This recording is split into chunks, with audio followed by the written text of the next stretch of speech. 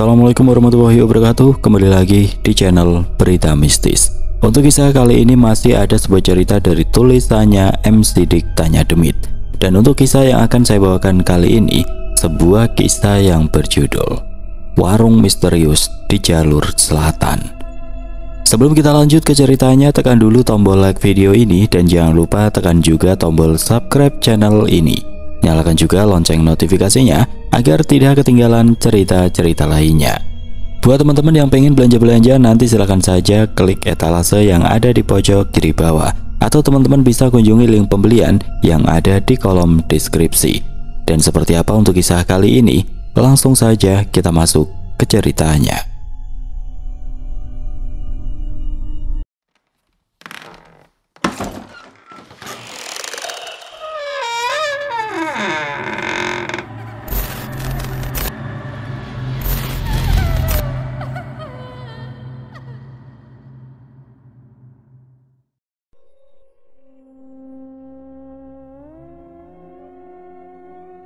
Perkenalkan, namaku Dian. Pada saat ini aku sedang berada di jalur selatan Jawa Barat, tepatnya di antara jalan Pamengpek menuju ke Ciwidey, lalu ke kota Bandung.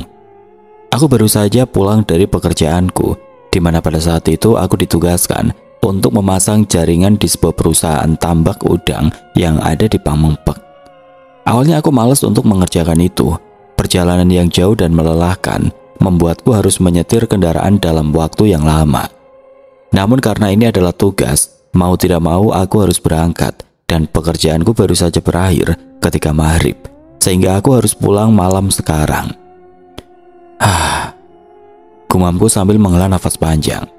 Perjalanan pulang dari tempat itu kini menjadi sebuah beban tersendiri bagiku. Bagaimana tidak, jarak dari tempat itu ke rumah bisa 5 jam lebih, dan waktu sekarang sudah menunjukkan jam 8 malam. Memang jalannya sudah mulus dan lancar, namun jalan yang harus aku lalui itu curam dan menanjak, terutama jalur Cidaun ke Ciwidey, sehingga aku harus benar-benar waspada dan tidak boleh mengantuk sama sekali. Ketika aku sudah meninggalkan pesisir pantai, mobil yang aku kendarai mulai melewati jalanan pegunungan. Suasana di sekitar jalan itu benar-benar sepi sekarang. Jarang sekali ada rumah-rumah warga. Di sisi kiri dan kanan hanya kebun, hutan, dan beberapa rumah yang letaknya sangat berjauhan. Selain itu hanya mobil yang aku kendarai yang melaju di jalanan ini, tidak ada kendaraan lagi, sehingga suasananya benar-benar sepi sekarang. Untuk mengusir sepi, akhirnya aku mulai menyalakan radio.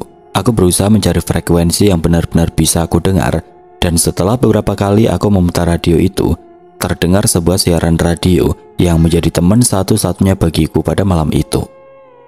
Sepertinya yang aku dengar itu adalah sebuah siaran radio lokal, yang dimana pada saat itu dia sedang bercerita sebuah dongeng horor dalam bahasa Sunda yang kental.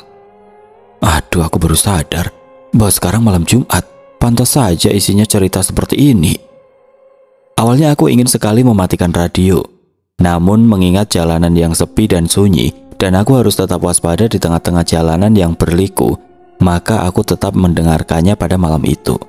Sambil menemaniku yang sedang menyetir mobil ini sendirian, akhirnya aku mendengarkan cerita radio itu, di mana dia bercerita tentang tempat-tempat angker yang ada di selatan Jawa Barat, terutama tentang hutan-hutan yang sering dipakai oleh pesugihan, sehingga tempat-tempat itu benar-benar menyeramkan. Salah satunya tentang sebuah hutan yang sering dipakai pesugihan, dan hutan itu sering dipakai orang-orang yang ingin kaya dengan instan, dengan mendatangi salah satu tempat di hutan tersebut. Aku yang tidak terlalu percaya akan hal itu hanya menghela nafas panjang. Aku malah lebih takut ban bocor atau ada begal yang mengejarku di jalan yang sepi ini, daripada sosok penunggu hutan yang muncul dan meminta sesuatu kepada kita selaku manusia. Setelah hampir setengah jam berjalan, rupanya suara dari radio itu tidak bisa membuatku fokus sepenuhnya. Aku yang sedikit mengantuk tiba-tiba dikejutkan oleh kemunculan sesosok bayangan hewan yang melintas dari kiri ke kanan. Aku yang kaget akan hal itu langsung menginjak rem sekuat tenaga. Ban mobil yang sedang aku kendarai langsung berdecit di aspal yang mulus itu. Goblok, kataku yang mengumpat atas apa yang aku lihat pada malam itu. Aku hanya menggelengkan kepala. Bau ban karet yang terbakar langsung tercium pelan. Bayangan hewan itu langsung melompat kembali ke arah semak-semak hutan. Aku tidak tahu hewan apa itu, sehingga yang aku lakukan hanya terdiam selama beberapa menit.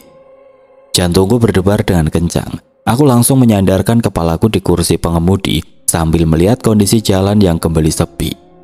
Aku langsung mengambil nafas dalam-dalam, mencoba untuk menenangkan diriku sendiri, dan setelah mulai merasa sedikit tenang, aku kembali menginjak gas di mobilku pada saat itu.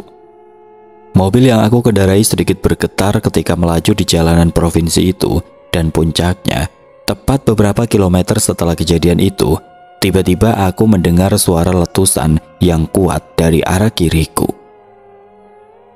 Mobil yang aku kendarai mendadak oleng, sehingga aku langsung memarkirkan kendaraan itu tepat di bahu jalan yang ada di tempat tersebut.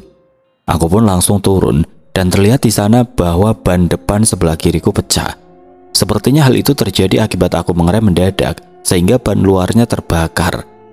Aku langsung berjalan ke belakang, mencoba untuk mengambil ban serep untuk mengganti ban tersebut. Namun, tepat ketika aku menurunkan ban yang ada di belakang mobil, sial, aku lupa ban serepnya belum ditambal. Gumamku yang melihat ban serep itu kempes seperti yang ada di ban kiriku. Aku kembali menghela nafas panjang, melirik ke kiri dan ke kanan, mencoba mencari kampung terdekat. Namun tidak ada apapun di tempat itu selain pepohonan yang gelap. Hanya lampu mobil yang menjadi penerangan satu-satunya di sana, dan hal itu membuatku harus meminta bantuan seseorang agar aku bisa keluar dari situasi ini. Aku pun kembali masuk ke dalam mobil mengambil ponselku untuk meminta seseorang untuk membantuku. Namun tidak ada sinyal di sana, sehingga hal itu membuatku terdiam di dekat mobil itu, sambil berpikir apa yang harus aku lakukan sekarang. Aku pun kembali masuk ke dalam mobil, lalu mengunci pintu dan menunggu di sana. Aku berharap ada kendaraan yang melintas di jalan ini, sehingga aku bisa meminta bantuannya. Minimal aku bisa pergi di desa atau kampung terdekat sebelum di pagi harinya aku kembali dan memperbaiki mobilku pada saat itu. Tapi sudah 1 jam berlalu, tidak ada tanda-tanda bahwa ada kendaraan yang melintas. Aku juga tidak melihat titik cahaya dimanapun selain cahaya dari lampu mobil yang terus menyala.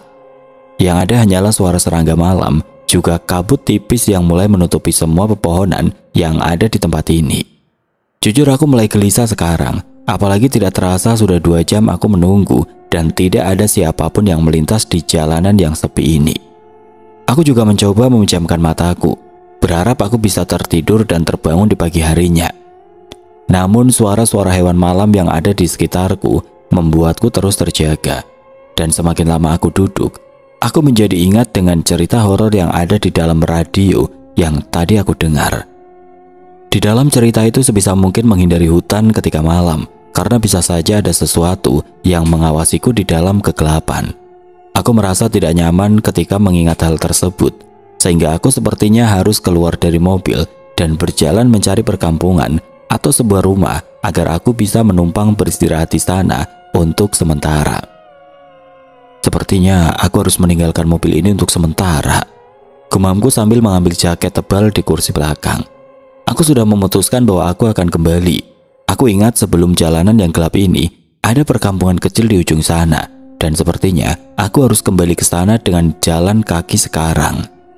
Setelah memakai jaket tebal, aku menyalakan ponselku sebagai senter. Lampu mobil yang menyala aku matikan, dan aku mulai menguncinya karena banyak barang berharga di dalamnya. Aku pun menarik nafas panjang dan mulai berjalan menembus kegelapan dengan tujuan sebuah perkampungan yang pernah aku lewati sebelum mobilku pecah ban di tempat ini. Kini hanya ada aku dan jalanan kosong ini sekarang. Cahaya senterku kini menyinari garis marka kuning yang putus-putus di depanku. Lalu di sekelilingku banyak sekali pohon-pohon besar yang menjulang tinggi, bersamaan dengan suara hewan malam yang terus terdengar sepanjang jalan. Perasaan tadi nggak sejauh ini deh. Mana kampungnya? Jujur saja aku merasa bahwa kampung yang tadi lewati itu dekat, entah karena tadi memakai kendaraan sehingga terasa dekat, atau karena suasana malam saja yang membuat kampung ini jauh. Sudah hampir 20 menit aku berjalan, tapi tanda-tanda dari kampung itu belum terlihat.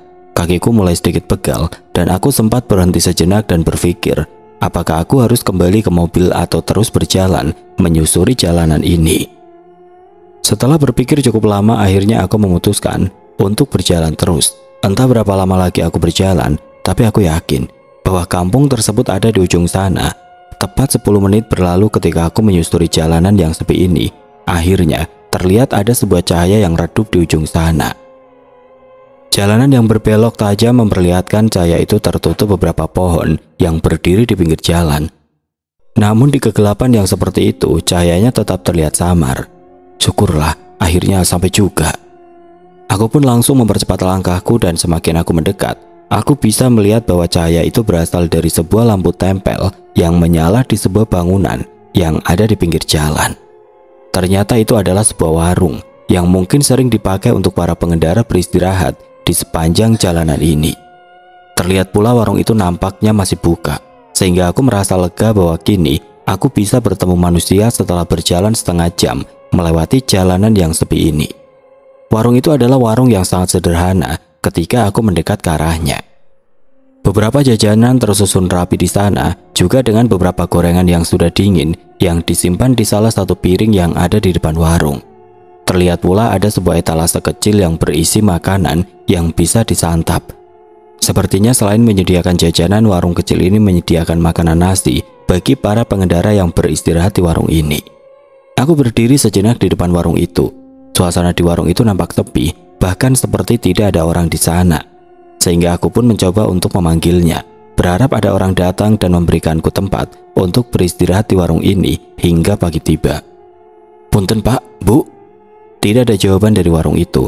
Aku pun melirik ke arah pinggir warung tersebut, di mana di sana ada sebuah lapangan kecil yang mungkin bisa dipakai sebagai tempat parkir. Tidak lama aku kembali melirik ke dalam warung, dan di sana aku kembali berteriak, "Pak, Bu, permisi." Tiba-tiba muncul seorang nenek-nenek dari belakang warung. Dia mengenakan kebaya kusam bermotif bunga dengan rambutnya yang disanggul rapi. Saat dia melihatku, bibirnya langsung tersenyum lebar, sehingga aku bisa melihat deretan giginya yang menghitam pada saat itu. Ujang, ternyata sudah datang," katanya dengan suara yang terdengar sedikit pelan. "Nanti si Akinya masih di dalam ya, paling nunggu aja dulu. Sok atuh, mau pesan apa?" "Dah, masa nunggu doang gak pesan apapun?" Nenek itu langsung menyuruhku untuk memesan sesuatu di sana, dan aku nampak bingung dengan ucapan nenek itu. Sepertinya mereka berdua sedang menunggu seseorang di tempat ini, sehingga aku harus menjawabnya bahwa aku bukanlah orang yang dia tunggu. "Nek, punten, aku mah hanya mau numpang istirahat saja, Nek. Sepertinya nenek salah orang," jawabku dengan nada pelan.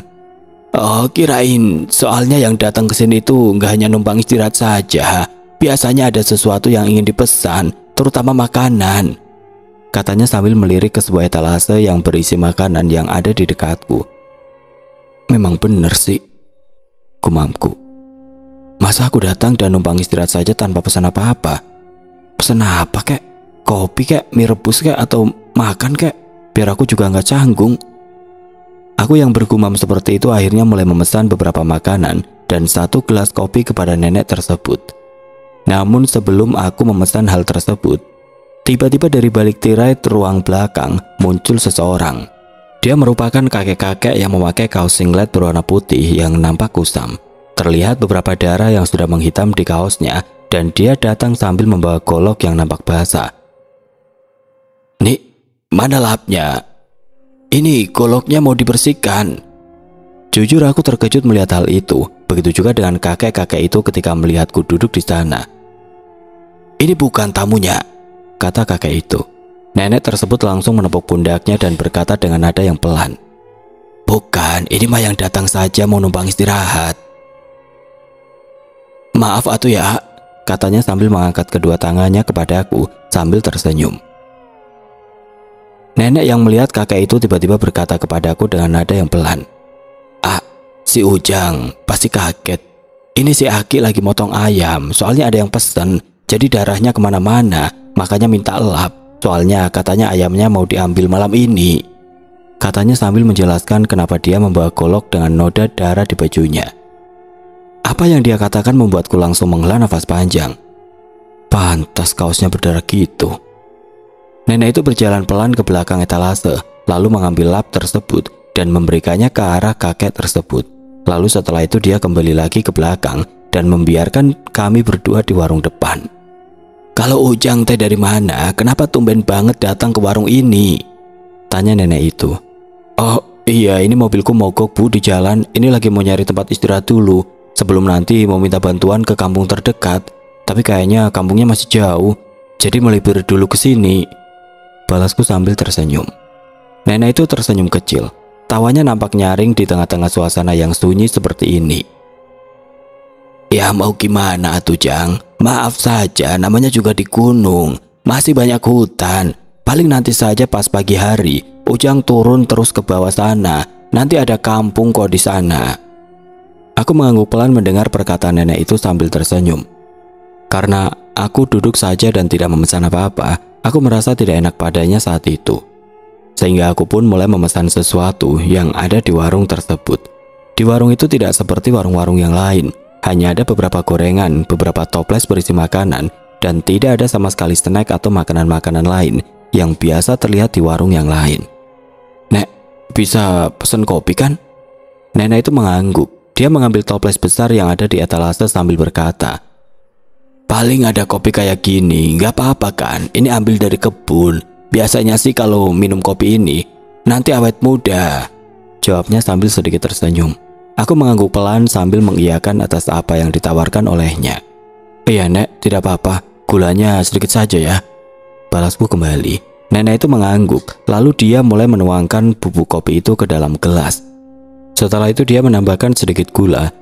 Sebelum akhirnya dia membawa teko panas yang berada di perapian belakang dan memasukkan air panas ke atasnya. Setelah mengaduk kopi itu, dia akhirnya meletakkan kopi tersebut di dekatku. Asapnya mengepul tebal dengan aroma kopinya yang sangat kuat. "Diminum ya Jang," katanya pelan. Aku pun menyeruputnya secara perlahan. Rasa panas, pahit dan sedikit manis langsung terasa oleh lidahku pada saat itu. Setelah itu nenek tersebut menawarkan makanan yang ada di dekatnya.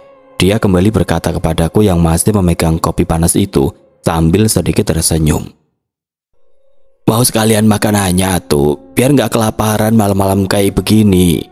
Aku terdiam sebentar. Rasanya agak aneh apabila aku pesan makanan pada malam hari seperti ini. Namun sebelum aku menjawab perkataannya, tiba-tiba dia berkata kembali, "Ini itu sebenarnya disiapkan untuk tamu yang seharusnya datang ke tempat ini. Tapi sampai jam segini belum datang. Jadi sayang kalau nggak dimakan, soalnya sudah dimasakin. Coba dulu, ini daging gepuk, enak, dijamin berkah kalau makan ini mah," kata nenek itu yang tiba-tiba membawa piring yang penuh dengan nasi dan memasukkan 2 gepuk itu ke piringnya. Udah dingin ternyata gepuknya. Bentar diangetin dulu ya di belakang, tunggu ya." Aku hanya mengangguk kembali. Rasanya tidak enak aku menolak apa yang dikatakan oleh nenek itu. Sehingga aku membiarkan dia melakukan apapun sekarang. Toh hitung-hitung ini sebuah bayaran, aku bisa beristirahat di tempat ini hingga pagi tiba. Dan ketika matahari sudah muncul, aku akan langsung ke kampung untuk meminta bantuan ke bengkel terdekat. Setelah nenek tersebut ke belakang warung untuk menghangatkan gepuk tersebut, aku kini sendirian lagi di depan warung itu. Tapi entah mengapa ada beberapa pikiran aneh yang muncul dari dalam diriku ketika aku sendirian di depan warung ini. Aku berpikir tentang keganjilan warung yang buka tengah malam seperti ini, lalu tentang tamu yang katanya sedang mereka tunggu, juga tentang memotong ayam pesanan di belakang sana malam-malam. Bukan hanya itu saja, aku juga melirik ke arah seluruh warung itu. Awalnya aku mencari sebuah tempat beristirahat, dan secara tiba-tiba pandanganku tertuju pada sebuah balai-balai kecil yang letaknya tidak jauh dari warung. Sepertinya balai-balai itu dibuat untuk para pengunjung yang berkunjung ke warung ini. Semuanya nampak sepi, dan ketika aku melirik ke salah satu balai-balai yang berada paling ujung, aku bisa melihat ada sesuatu yang aneh di sana. Karena terlihat ada satu pasang sepatu wanita dengan beberapa baju yang tergeletak di atas balai-balai itu. Bukan hanya itu saja, ada sebuah tas yang terbuat dari kulit sintetis berwarna krem tergeletak begitu saja di balai-balai itu. Dan tas itu seperti tas yang sering dipakai oleh para wanita di kota Bandung belum lama ini. Tapi kenapa ada di sana? Apakah tas itu ketinggalan atau gimana? Aku pun kembali melirik ke arah warung kembali. Aku seperti tidak mau berpikir terlalu jauh atas apa yang ada di sekelilingku. Tapi semakin lama aku duduk di sana, aku baru sadar bahwa suasana di sekitar warung mendadak sunyi. Bahkan semua serangga hutan yang seharusnya terdengar pada malam ini kini mendadak menghilang. Aku bisa merasakan bagaimana sunyinya suasana di depan warung ini, sehingga aku langsung mengerutkan dahi dan berpikir, apa aku harus tetap di sini? Atau aku keluar saja dari warung dan terus berjalan ke kampung, ya meskipun agak jauh. Aku terdiam, rasanya aku seperti merasa salah ketika aku mampir ke warung ini. Aku pun mulai berdiri secara perlahan. Aku sepertinya harus membayar kopi itu dan membatalkan pesanan nasi tersebut. Tapi baru saja aku ingin mengeluarkan beberapa lembar uangku di saku, tiba-tiba nenek tersebut muncul sambil membawa gepuk hangat yang sudah digoreng kembali. Mau kemana, Jang? Ini gepuknya sudah hangat. Dicoba. Orang lain mah sengaja nyari gepuk ini sampai malam-malam datang ke sini. Ujang mah beruntung bisa makan gepuk ini tanpa harus mencari warung ini. Aku yang sudah berdiri di depan warung itu langsung mengangguk. Memang daging gepuk yang biasanya terbuat dari daging sapi itu benar-benar menggugah selera. Meskipun nasinya sudah dingin, tapi kepulan asap dari daging gepuk yang sedikit kecoklatan membuatku duduk kembali. Nuh Nek, ini kira-kira berapa ya Nek? Biar nanti dibayar sekalian sama kopi. Nenek itu tiba-tiba mengangkat tangannya. Dia tersenyum pelan dan berkata, ah, yang dibayar mah kopi aja weh. Kalau gepuk nama nggak apa-apa dimakan saja. Kasihan Ujang udah datang ke sini masa nggak dijamu. Toh ini juga sudah dibayar juga. Jadi nggak usah khawatir. Nanti saja weh balik lagi sini dibayarnya. Aku mengangguk. Aku benar-benar nggak enak ketika mendengar hal itu darinya. Rasa khawatir yang tadi aku rasakan tiba-tiba menghilang setelah nenek itu berkata seperti itu. Karena aku merasa nggak enak atas apa yang disajikan, akhirnya aku mencoba untuk memakan gepuk itu. Namun tepat ketika tanganku ini ingin mengambil nasi yang ada di piring, entah mengapa aku mendadak ingin buang air kecil. Hal itu tentu saja membuatku mendadak berdiri dan bertanya kepada nenek itu agar aku bisa pergi ke toilet. Nek, punten, jadi mendadak ingin ke toilet, bisa numpang ke toilet sebentar nggak? Nenek itu mendadak terdiam ketika aku berdiri. Raut wajahnya mendadak berubah, namun itu hanya sesaat. Karena tidak lama kemudian, dia tersenyum kembali dan berkata, kalau toilet ada di belakang warung Jang, lurus saja jalan pinggir, nanti turun ke bawah. Pokoknya mah tempatnya berada di dekat dapur warung ini. Aku pun berterima kasih kepadanya. Dan setelah itu aku pun berjalan melewati pinggir warung itu secara perlahan. Suasana di warung itu benar-benar sunyi. Aku bisa melihat gelapnya pepohonan di pinggir warung. Dan satu-satunya penerangan yang aku punya adalah lampu tempel yang ada di depan warung. Bersamaan dengan ponselku yang hanya bisa aku gunakan sebagai senter. Entah mengapa bulu kuduku merinding ketika aku mendekat ke arah kamar mandi yang ada di belakang sana. Aroma dari sesuatu yang anyir tiba-tiba tercium dengan samar. Aku sedikit tidak memperdulikan apa yang aku cium, karena tujuan utamaku pada saat itu adalah pergi ke toilet, lalu kembali ke depan warung, agar aku merasa tenang karena ada nenek itu di sana. Setelah beberapa langkah aku berjalan, aku seperti mendengar sesuatu di belakang warung. Sepertinya itu adalah sang kakek yang sedang memotong-motong daging ayam yang dipesan oleh seseorang di warung ini. Aku pun kembali berjalan, meskipun bau anyirnya semakin terasa pekat, tapi aku mencoba untuk tidak memperdulikannya dan terus berjalan ke ujung sana. Tepat di ujung bangunan warung itu ada sebuah bangunan kecil yang letaknya terpisah. Bangunan itu hanya dibuat oleh beberapa papan kayu tua dengan atap esbes di atasnya. Pintunya pun hanya ditutup oleh sebuah karung bekas, sehingga siapapun yang masuk ke sana akan terlihat dari luar. Tapi terdengar suara air yang terus mengalir, suara air yang mungkin berasal dari pegunungan di sekitar hutan ini. Aku pun akhirnya masuk dan buang air. Suasana di dalamnya benar-benar hening, bahkan aku tidak berlama-lama di sana, dan segera keluar setelah aku membersihkan diri. Akhirnya aku kembali keluar, namun kali ini aku melewati jalan yang berbeda, tepatnya melewati balai-balai yang letaknya ada di pinggir warung ini. Aku pun kembali berjalan. Dan tepat ketika aku melihat pintu belakang warung yang sedikit terbuka, aku mendadak berhenti. Jujur aku penasaran atas apa yang dilakukan kakek itu di belakang sana, sehingga aku mengintip sedikit ke belakang warung itu secara perlahan. Namun satu hal yang pertama kali aku lihat adalah sebuah pakaian yang kotor di pojok ruangan itu. Pakaian seorang wanita dengan motif bunga, rok yang panjang, dengan warna yang sama dengan apa yang aku lihat di atas balik-balik itu beberapa waktu yang lalu. Aku semakin penasaran, kenapa tidak semua pakaian dia bawa dari balik-balik tersebut dan kenapa pakaian itu hanya tergeletak begitu saja di pojokan. Aku pun kembali mengintip lebih dalam, dan di sana aku bisa melihat kakek tersebut sedang berjongkok dan membelakangiku. Salah satu tangannya terlihat sedang mengangkat golok yang dia bawa, dan tidak lama kemudian, srat, dia tampaknya sedang memotong sesuatu yang panjang dan pucat. Aku awalnya tidak tahu apa yang sedang dia potong, namun ketika dia menarik benda tersebut, terlihat ada sebuah jari-jari yang lentik dengan kuku-kukunya yang dicat dengan kutek berwarna ungu yang sudah terkelupas. Astaga, apa sebenarnya ini?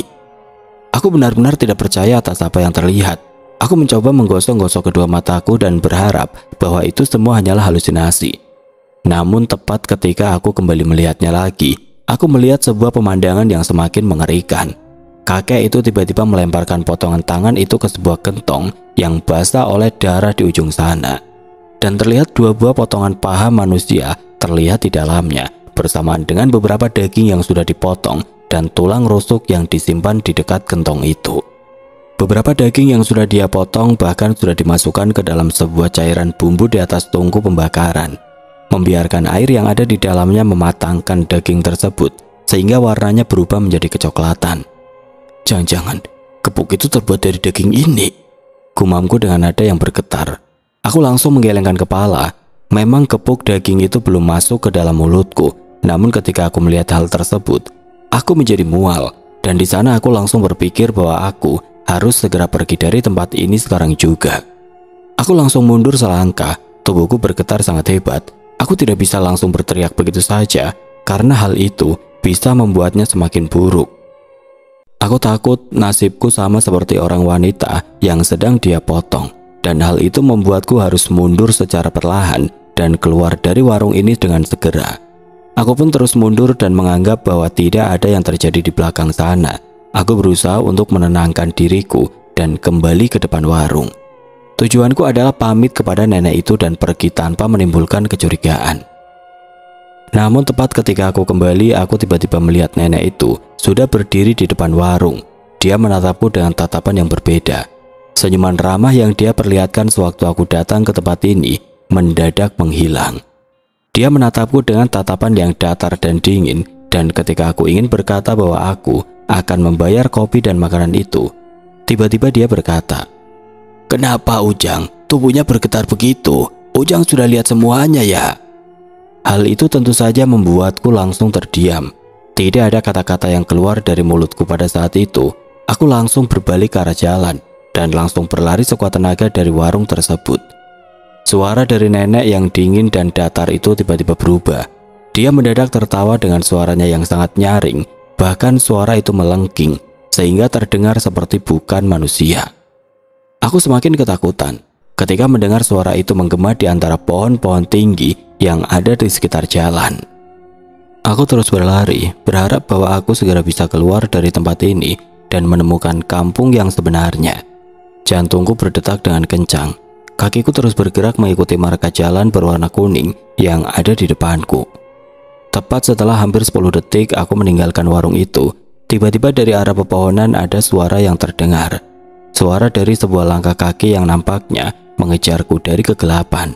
Dan ketika aku melirik ke arah sumber suara tersebut, tiba-tiba, astaga, aku melihat kakek itu berlari di antara pepohonan hutan. Tubuhnya yang bungkuk itu melesat di antara pepohonan dengan kecepatan yang tidak masuk akal. Kakinya seolah-olah tidak menyentuh tanah. Dia menyeringai dengan kedua matanya yang merah dan tajam. Aku tidak boleh tertangkap olehnya, karena apabila aku tertangkap nasibku mungkin akan sama dengan wanita tersebut. Aku harus terus berlari, keluar dari tempat ini dan mencari perlindungan di salah satu kampung yang ada di sekitar sini. Aku terus berlari, aku mengeluarkan seluruh tenagaku pada saat itu. Langkahku terus diawasi oleh kakek yang mengerikan itu. Entah kapan aku terus dikejar seperti ini, aku benar-benar ketakutan. Dan aku tidak tahu lagi harus berbuat apa selain aku berlari. Di tengah-tengah langkah kakiku yang terus melangkah di tengah-tengah jalanan provinsi itu, tiba-tiba aku dikejutkan oleh suara klakson besar dari arah belakang. Bersamaan dengan itu ada sebuah cahaya terang yang menyinariku, sehingga aku langsung mendadak menghindar dan berlari ke pinggir jalan. Sesuatu nampak berhenti di belakang sana, dan ketika aku melirik ke belakang ternyata itu adalah sebuah truk yang mungkin sedang menuju pantai dari arah Ciwidey. "Goblok, kamu mati? Lari-larian di tengah hutan malam-malam? Gimana kalau ketabrak?" kata sopir yang sedang mengendari truk tersebut. Hal itu tentu saja mengagetkan sekaligus melegakan bagiku. Akhirnya setelah sekian lama menunggu, ada kendaraan yang lewat, dan hal itu membuatku langsung mendekat kepadanya untuk meminta bantuan. "Punten Kang, maaf, tadi aku lagi dikejar-kejar hantu di warung itu. Bisa tolong numpang ke kampung terdekat nggak? Punten pisan," kataku yang sedikit memohon kepada sopir itu. Sopir itu langsung mengerutkan dahi. Sisa emosi yang ada di dalam dirinya menghilang ketika melihatku memelas. Namun dia seperti merasa aneh dengan perkataanku. Bahkan dia melirik ke arah belakang sebelum akhirnya melihatku kembali dan berkata, "Warung mana? Nggak ada warung di hutan ini mah. Tapi ya sudahlah, ayo naik," katanya sambil mengerutkan dahi. Aku pun langsung mengangguk, dan tidak butuh waktu lama aku langsung naik ke truk itu sebelum akhirnya aku duduk di sebelah sopir itu. Ketika aku masuk dan duduk, sopir itu mulai menyalakan mobilnya kembali. Aku berterima kasih karena sopir itu sudah memberikan tumpangan untuk ikut bersamanya. Di sana aku memberanikan diri melihat ke belakang, dan ketika aku melirik ke arah spion di sebelahku, aku melihat bahwa sang kakek dan nenek itu berdiri di tengah jalan dan menatapku dengan tatapan yang datar. Tidak banyak yang aku bicarakan ketika aku menumpang di dalam truk tersebut. Sopir itu nampak diam. Dia seperti sedang berpikir sesuatu atas apa yang aku katakan tadi. Dan tepat ketika kami keluar dari hutan itu, kami sampai ke salah satu kampung, dan kendaraan yang dikendari sopir itu berhenti di pinggir jalan. "Tunggu sebentar, aku baru ingat atas apa yang kamu ceritakan. Pokoknya jangan kemana-mana, karena kamu harus dibersihkan terlebih dahulu." Jujur aku tidak tahu apa yang dikatakan oleh sopir itu. Namun dia turun dan berlari tergesa-gesa ke salah satu gang yang ada di perkampungan itu. Aku hanya bisa terdiam di dalam mobil truk. Meskipun aku merasa aman sekarang, tapi gambaran tentang warung itu, tentang potongan nenek dan kakek itu, dan tentang potongan manusia yang ada di belakang warung membuatku bergidik ketakutan di dalam sana. Tidak lama kemudian sopir truk itu kembali muncul dari dalam gang, dan kali ini dia tidak sendirian. Nampak ada beberapa orang berjalan di belakangnya. Mungkin ada sekitar 4 atau 5 orang. Salah satunya adalah seseorang yang sudah agak tua dan berjalan paling depan. Wajah-wajah mereka tampak mengantuk. Mereka berjalan dengan tergesa-gesa dan menghampiriku dengan sarung dan kemeja koko yang mereka kenakan. Mereka semua berhenti di sampingku, dan sang sopir tampak sedang menjelaskan sesuatu dengan suara yang pelan sambil menunjuk ke arahku. Sosok yang paling tua itu langsung menatapku dari atas hingga ke bawah. Sorot matanya nampak tajam. Dan dia mengangguk beberapa kali ketika mendengar cerita dari sopir truk itu. Tidak lama dia tersenyum ramah kepadaku dan membuka pintu depan truk itu sambil berkata, "Jang, turun dulu, sudah tidak apa-apa kok. Sekarang kamu aman," katanya dengan suara yang tenang dan berwibawa. Aku yang sedikit bingung kini hanya bisa mengangguk pelan. Dengan kaki yang masih sedikit bergetar, aku akhirnya turun, dan beberapa pemuda yang ada di belakangnya langsung membantuku agar aku bisa berdiri di hadapannya. "Mari kita ke dalam saja. Banyak hal yang harus dibicarakan atas apa yang sudah terjadi kepadamu. Kamu tidak perlu khawatir, karena kamu bisa beristirahat sekarang, karena kami tahu apa yang terjadi kepadamu." Aku pun mengangguk kembali, dan di sana aku pun berjalan ke dalam gang. Sang sopir yang membawaku pun ikut masuk ke dalam sana. Setelah beberapa menit berjalan, akhirnya kami semua sampai di rumah panggung sederhana yang terbuat dari kayu. Kami semua duduk di atas tikar pandan yang ada di tengah rumah, sedangkan beberapa pemuda yang mengantarkannya duduk di luar rumah. Sosok yang paling tua itu duduk bersila di hadapanku. Dia mengenalkan dirinya dengan nama Ba Ajat, yang merupakan orang yang dituakan di kampung ini. Dia pun bertanya tentang apa yang sebenarnya terjadi kepada aku di hutan sana. Aku hanya melirik ke arah sopir, dan sopir itu berkata bahwa lebih baik aku menceritakan kembali semuanya. Aku pun mulai menceritakan semuanya dari awal. Aku bercerita tentang perjalanan pulangku ke arah Bandung setelah bekerja di Pamengpek. Aku juga menjelaskan tentang ban mobilku yang pecah di tengah hutan setelah mengerem mendadak. Di sana juga aku menjelaskan tentang warung itu. hingga keganjilan yang aku alami di sana hingga aku bertemu dengan sopir itu. Bahjat menghela nafas panjang. Dia menatapku dengan pelan dan melirik ke arah sopir tersebut sambil berkata, "Sepertinya dia mah gak tahu apa-apa. Dia seperti menjadi tamu yang tidak diundang di sana." Hal itu tentu saja membuatku bingung. "Maksud apa gimana?" tanyaku dengan nada yang pelan. Dia melirik kepadaku. Lalu tidak lama kemudian dia mencondongkan tubuhnya dan berkata, "Dengarkan Abah, Jang," katanya dengan nada yang lebih serius.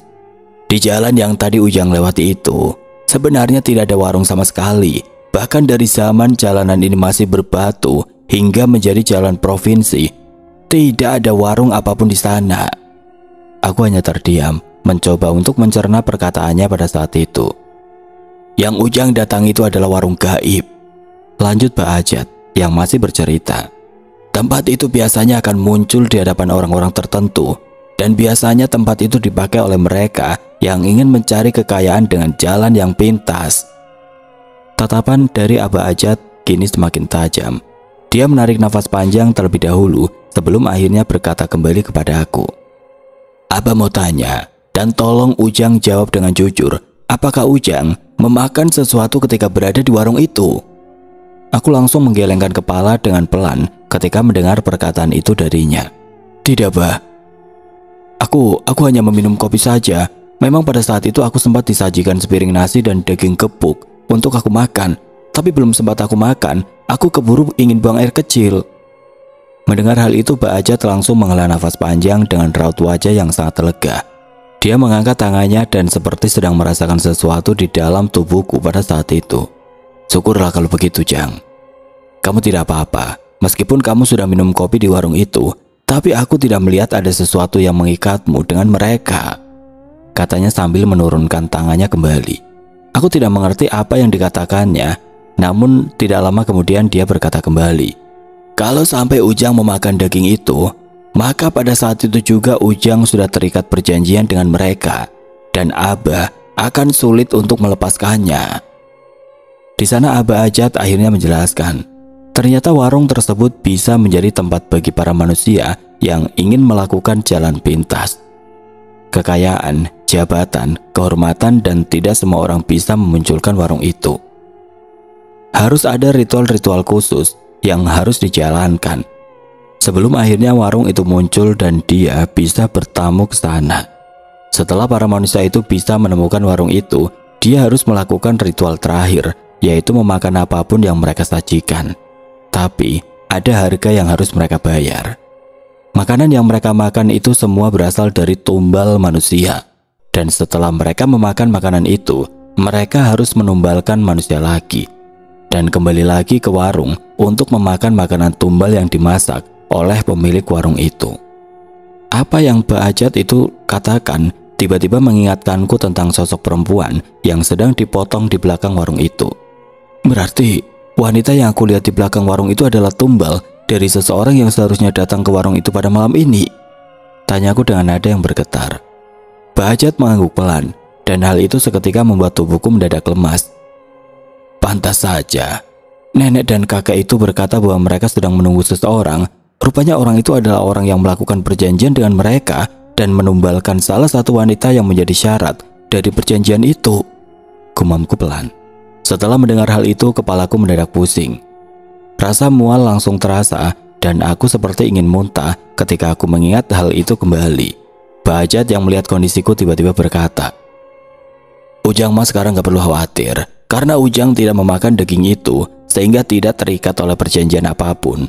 Abah juga lihat bahwa tidak ada yang mengikat Ujang, jadi Ujang sekarang sudah tenang. Anggap saja Ujang sedang tidak beruntung saja," katanya sambil sedikit tersenyum. Bahjat pun akhirnya berdiri. Dia memanggil beberapa pemuda yang sedang menunggu di luar rumah, dan dia juga mendekati sopir tersebut dan berkata bahwa semuanya sudah selesai hingga dia bisa kembali jalan. Setelah itu dia kembali kepadaku lalu dia berkata, "Sekarang Ujang beristirahat saja ya, gak perlu dipikirin masalah yang tadi. Nanti pagi para pemuda itu akan membantu Ujang membetulkan kendaraan Ujang yang ada di hutan, dan setelah itu Ujang bisa pulang. Tapi nanti kalau melewati jalan ini lagi, Abah mah hanya berpesan, kalau bisa jangan jalan malam, kecuali sudah tahu medan dan tempat yang perlu dihindari di jalanan ini. Karena hal-hal seperti itu suka muncul tanpa Ujang sadari. Masih mending hanya warung pinggir jalan. Kalau tiba-tiba ada yang menghalangi Ujang terus Ujang celaka ke jurang, nanti gimana? Ujang gak akan sampai ke rumah. Jadi lebih baik jalan siang saja ya Jang, kata Mbak Ajat sambil menepuk pundakku pada saat itu.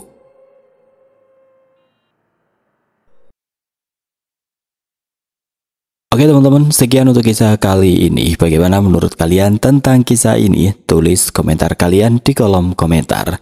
Dan buat teman-teman yang baru bergabung, jangan lupa untuk like, komen, share, serta subscribe channel ini. Dan nantikan kisah-kisah horor berikutnya tetap di channel Berita Mistis. Wassalamualaikum warahmatullahi wabarakatuh.